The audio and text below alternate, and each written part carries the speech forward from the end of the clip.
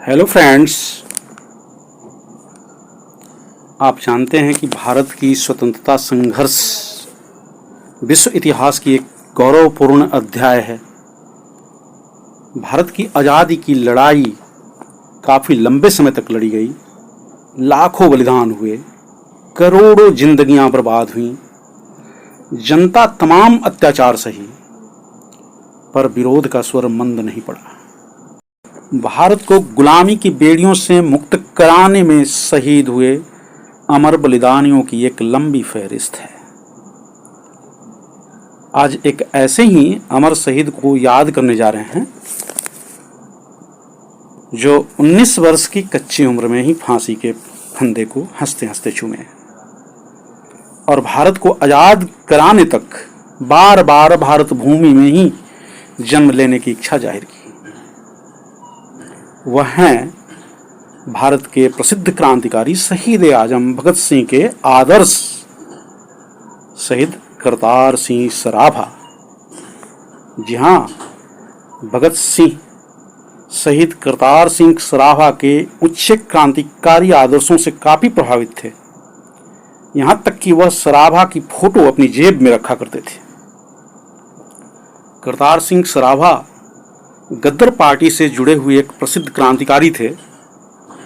वह गद्दर पार्टी के वैचारिक संघर्षों को जनता तक पहुंचाने के लिए गद्दर नामक पत्रिका के पंजाबी संस्करण के संपादक तो थे ही, भारत में एक गद्दर पार्टी के एक सशस्त्र विद्रोह के योजनाकार भी थे। दोस्तों, शहीद करतार सिंह सराभा का जन्म पंजाब के लुधियाना जिले के एक गांव सराभा में 24 मई 1896 को हुआ था।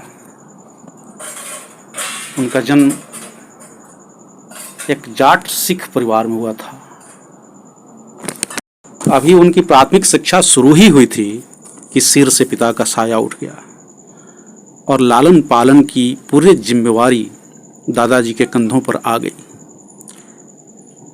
और दादाजी ने भी अपनी भूमिका बखूबी निभाई, कभी किसी चीज़ की कमी नहीं होने दी और सराभा की पढ़ाई पर खास ध्यान दिए। मैट्रिक करने के बाद वह अपने चाचा जी के साथ उच्च शिक्षा के लिए उड़ीसा आ गए, जहां उनके चाचा जी वनाधिकारी थे। लेकिन करतार सिंह सराभा आगे की शिक्षा के लिए अमेरिका जाने का फैसला लिए और रसायन विज्ञान में डिग्री हासिल करने को सोची। वह 1912 में अमेरिका के सैन फ्रांसिस्को पहुंचे तथा वर्कले यूनिवर्सिटी कैलिफोर्निया में दाखिला ले लिए। उन दिनों भारत से बड़ी संख्या में लोग विदेशों में जाकर रह रहे थे, कोई पढ़ाई तो कोई रोजगार के लिए। खासकर अमेरिका और कनाडा में पंजाबियों की अच्छी खासी संख्या थी। इधर भारत में गुलामी तो अमेरिका कनाडा में नस्लभेद का सामना भारतीयों को करना पड़ता था। भारतीय वहां दोयम दर्जे के समझे जाते थे। गुलाम देश से आए हुए ऐसे लोग वहां इज्जत की नज़र से नहीं देखे जाते थे। फिर भी भारतीयों ने अपने दम पर विदेशों में अपनी इज्जत हासिल करते थे और साथ ही अपनी दोयम दर्जे के लिए जिम्मेवार भारत की गुलामी को तोड़ देने के लिए भी काम कर रहे थे। उधर अमेरिका में भारत को गुलामी से मुक्त कराने के लिए भारतीय लोग संगठित हो रहे थे और कई संगठनों के माध्यम से अपनी आवाज़ को उठा रहे थे, जिनमें लाला हरदयाल, सोहन सिंह भाकना, भामचंद्र तथा वीडी सावरकर आदि मुख्य थे। करतार सिंह सराभा अमेरिका के सैन फ्रांसिस्को में पहुंचे और उन्हें यह भांपते देर नहीं लगी कि वह भेदभाव के शिकार हो रहे हैं। अभी तक भारत में रहते हुए उन्हें कभी ऐसा झेलना नहीं पड़ा था।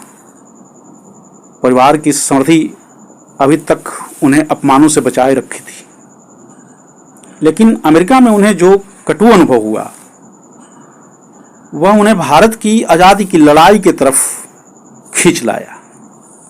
अपने कॉलेज के दिनों में वह भारतीय छात्रों के संगठन नालंदा क्लब से जुड़े तथा उन्हीं दिनों उनकी भेंट लाला हरदयाल से हुई, जो एक भाषण देने के लिए वहां आए हुए थे। शीघ्र ही Kartar Singh Sarabha Hindustan Association of the Pacific Coast नामक संगठन से जुड़ गए, जिसका कार्यभार लाला हरदयाल के कंधों पर था। अप्रैल 1913 को ही इस संगठन को एस्टोरिया, ओरेगन में बनाया गया था। वह संगठन प्रवासी भारतीयों के द्वारा बनाया गया था और इसके पीछे की पूरी प्रेरणा हालांकि लाला हरदयाल की थी और इसके अध्यक्ष थे सोहन सिंह वाकना। इस संगठन ने भारत में सशस्त्र क्रांति हेतु जनमत तैयार करने के लिए गदर नामक एक पत्रिका की शुरुआत उर्दू में की थी और शीघ्र ही इसे कई भाषाओं में प्रकाशित किया जाने लगा था। इसी पत्रिका के पंजाबी संस्करण का जिम्मा करतार सिंह सराभा के पास था। गद्दर के क्रांतिकारी विचार इतने लोकप्रिय हो चुके थे कि पूरे संगठन का नाम ही गद्दर पार्टी से प्रचलित हो गया था। दोस्तों, कभी गद्दर पार्टी पर एक अलग से मैं वीडियो बना दूंगा तथा गद्दर पार्टी की भूमिका को उसमें अच्छी तरह से समझाऊंगा। यह काफ़ी इम्पोर्टेंट टॉपिक है गद्दर पार्टी का। इससे प्रतियोगिता परीक्षाओं में भी सवाल पूछे जाते रहते हैं। हाँ, जब गद्दर पार्टी भारत में सशस्त्र विद्रोह करने की ठान ली तो करतार सिंह सराभा भी श्रीलंका होते हुए भारत के कोलकाता में पहुंचे, जहां उनकी मुलाकात रास बिहारी बोस से कराई गई, जो भारत में गद्दर क्रांति के लिए लोगों को तैयार कर रहे थे। विद्रोह की शुरुआत के लिए 21 फरवरी 1915 का दिन निर्धारित हुआ था, लेकिन दुर्भाग्यवश इसकी भनक अंग्रेजों को पहले ही लग गई और कई लोग 15 फरवरी को ही गिरफ्तार कर लिए गए। करतार सिंह सराभा भी पकड़े गए और उन्हें फांसी की सख्त सजा हुई। उन्हें अपने 6 साथियों के साथ 16 नवंबर 1915 को लाहौर में फांसी के फंदे से लटका दिया गया। साहस, निर्भीकता और बहादुरी इतनी थी कि वह जज से बोले कि मुझे फांसी ही देना ताकि मैं फिर से भारत की जंग आज़ादी में शामिल होने के लिए जन्म ले सकूं।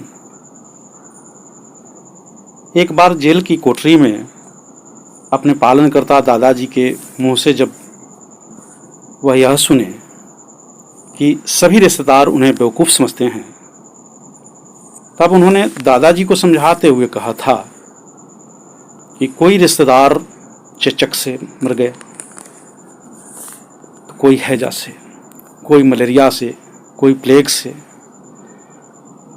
लेकिन मेरी मौत तो देश की खातिर होगा, जो उन्हें कहाँ नसीब। तो ऐसे थे हमारे शहीद करतार सिंह सराभा। जन्म दिवस पर उन्हें कोटि कोटि नमन।